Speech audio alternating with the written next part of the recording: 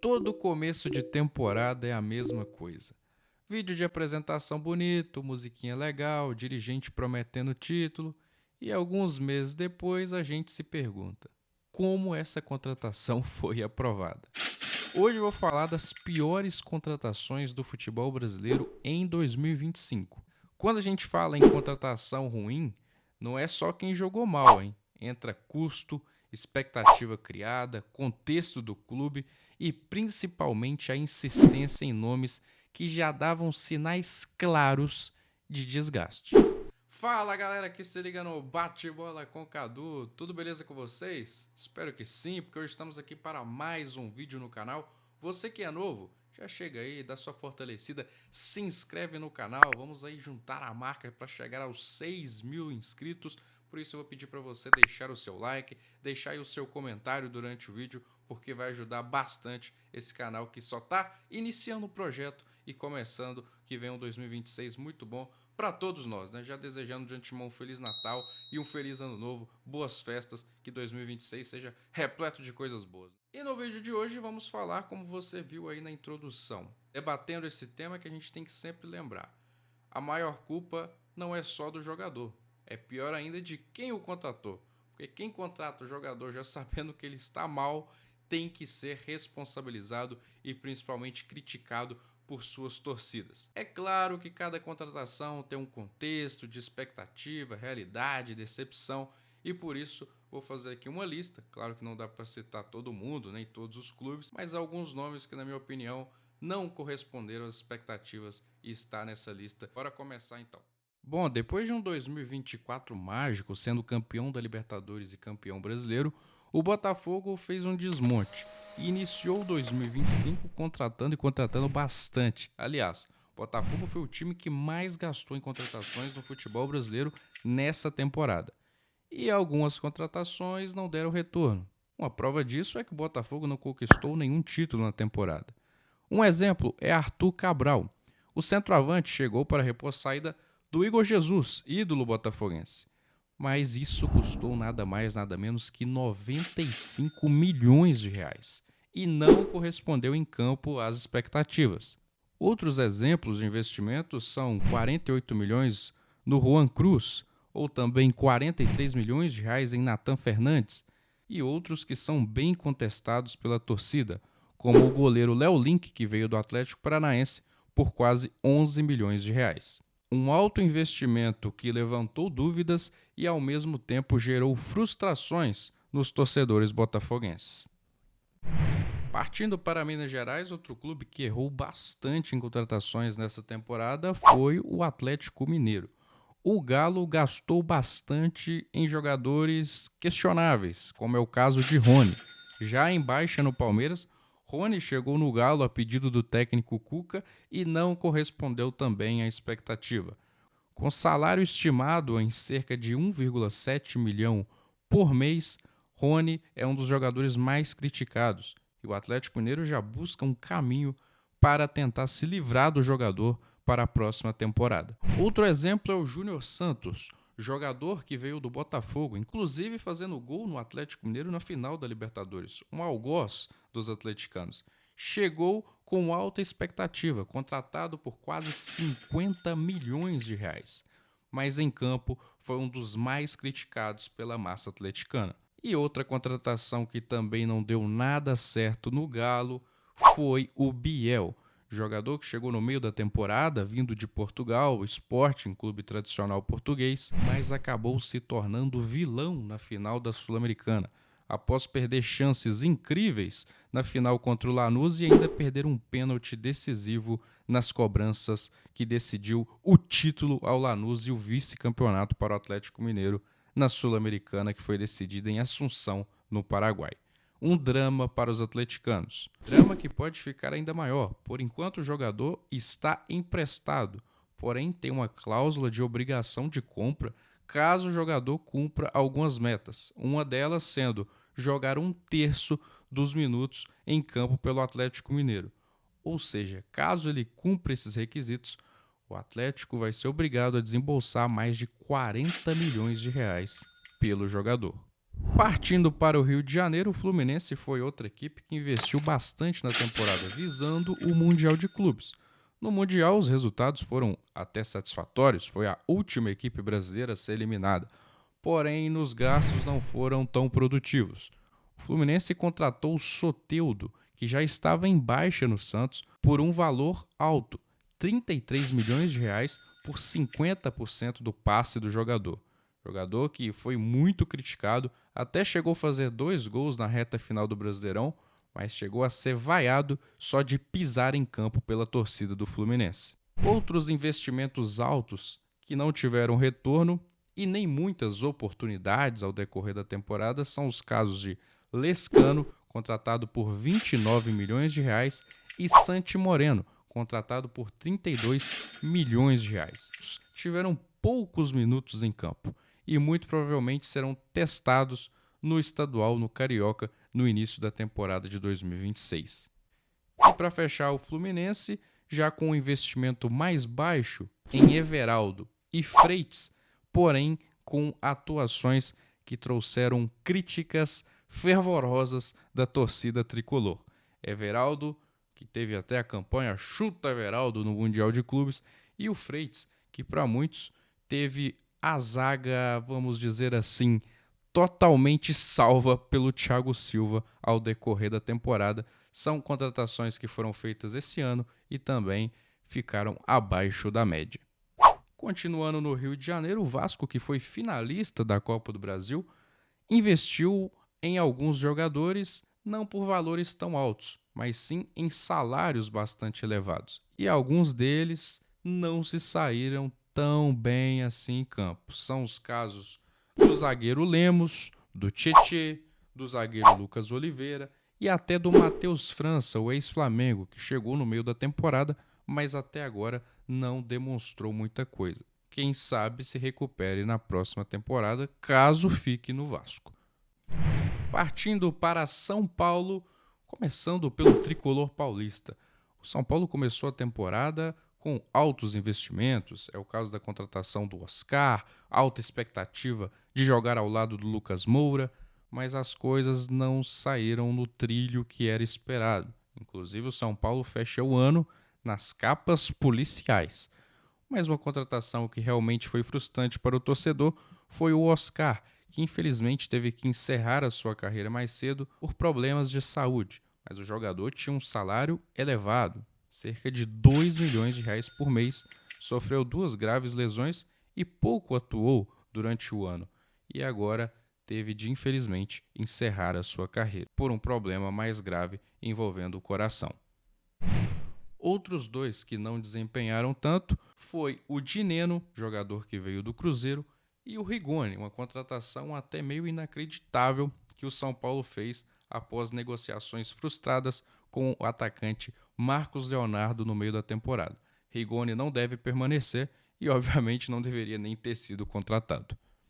Agora, na Baixada Santista, o Santos investiu bastante na temporada.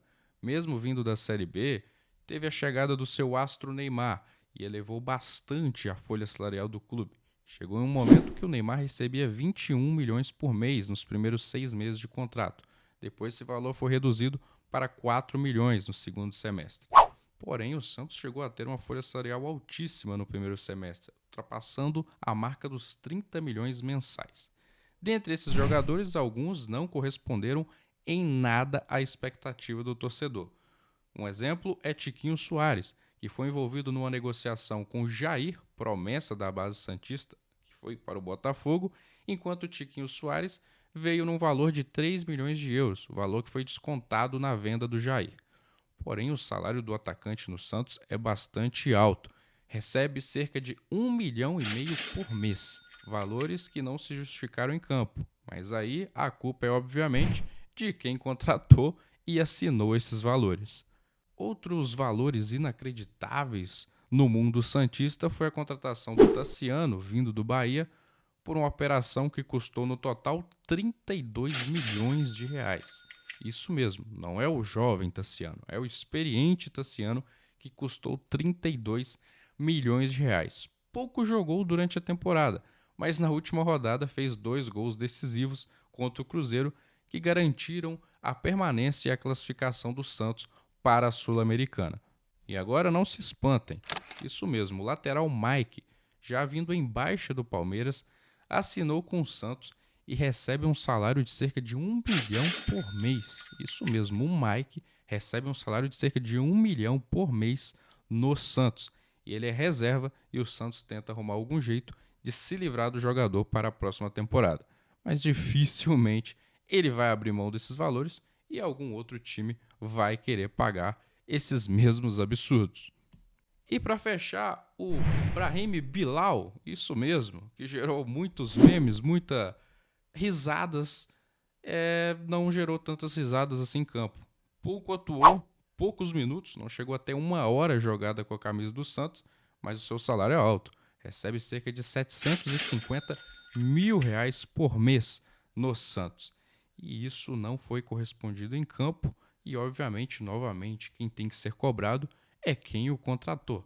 Antes de estrear, parecia que o Bilal ia endurecer os adversários, mas acaba que as expectativas acabaram se murchando, pois o Bilal não entrou e não ficou à disposição. Será que o Bilal vai receber oportunidades em 2026? Vamos aguardar aí para ver o que o Santos vai nos responder. Um outro clube paulista que amargou vices durante essa temporada foi o Palmeiras. Foi o segundo time que mais gastou no futebol brasileiro nessa temporada, com altíssimas cifras. Um exemplo é o atacante Paulinho, que custou cerca de 115 milhões de reais e pouco jogou. Está lesionado ainda e nem deve começar o Campeonato Paulista entre os relacionados. Mesmo sendo o autor do gol que mais gerou alegria aos palmeirenses no ano, no Mundial de Clubes, naquele jogo de oitavas de final contra o Botafogo, o jogador passou por cirurgias e não participou dos grandes momentos e decisivos momentos do time alviverde na temporada. Outros 2 jogadores que foram contratados para essa temporada por valores bem significativos foi o lateral Jefté e o zagueiro Mikael, juntos somados valores de quase 70 milhões de reais pelas suas contratações. Mas até agora, tudo indica que o Palmeiras vai querer não permanecer com esses jogadores para 2026. Agora bora partir para o Sul. Vamos falar da dupla Grenal. O Grêmio começou o ano gerando expectativas em sua torcida, com a contratação do volante Cuejá. O jogador não conseguiu colocar a sua forma física ideal durante toda a temporada, e foi uma grande decepção, isso tendo um alto salário, um dos maiores do elenco, na casa de 1,2 milhão de reais. Outra contratação que não foi nada legal e muito criticada pela torcida do Grêmio foi o Alex Santana, vindo do Corinthians. Ele veio por um empréstimo com a opção de compra, que provavelmente não será exercida pelo tricolor gaúcho. Já no lado colorado, 3 contratações são unânimes na torcida do Inter como não deram nada certo.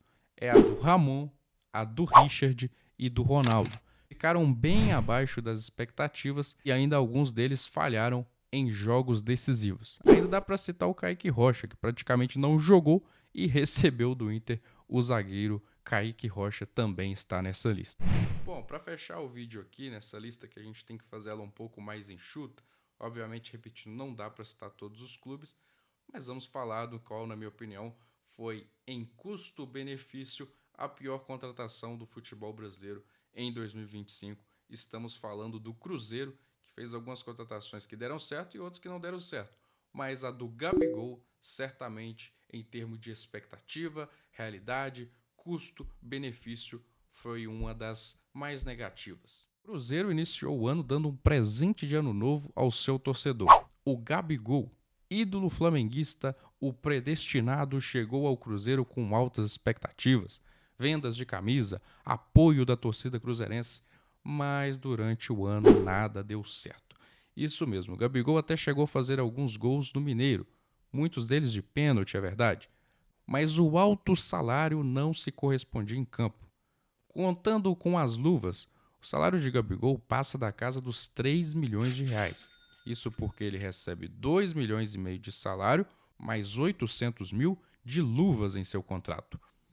E um contrato de 4 anos, que vai até o final de 2028. E logo com a chegada do treinador Léo Jardim, o jogador não ficou nem sequer entre os titulares. Caio Jorge se destacou, começou a fazer gol para danar e o Gabigol foi parar no banco de reservas e assim permaneceu durante boa parte da temporada. O estopim foi o pênalti perdido na semifinal da Copa do Brasil, onde ele entra praticamente só para bater o pênalti, um pênalti decisivo que colocaria o Cruzeiro na grande final, e aí ele faz uma cobrança muito mal batida para a defesa do Hugo Souza e a eliminação do Cruzeiro. Todo aquele carinho da torcida cruzeirense que já vinha se decaindo acabou se transformando em ódio. Tanto que o Cruzeiro tenta se livrar do jogador e tem o Santos como um dos principais interessados e tem muitas chances de rolar essa negociação para 2026. Porém, outro jogador que não se pode esquecer nessa temporada cruzeirense foi o Dudu.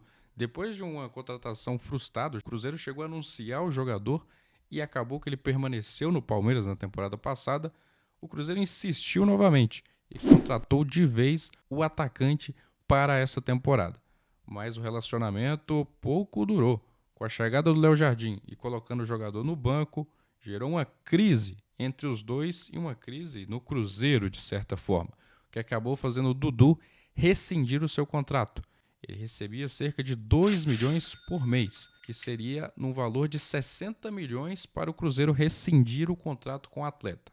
Porém, em uma negociação entre ambas as partes, esse valor caiu para 20 milhões de reais, valor que o Cruzeiro pagou para se livrar do jogador, que assinou com seu arquirrival, o Atlético Mineiro.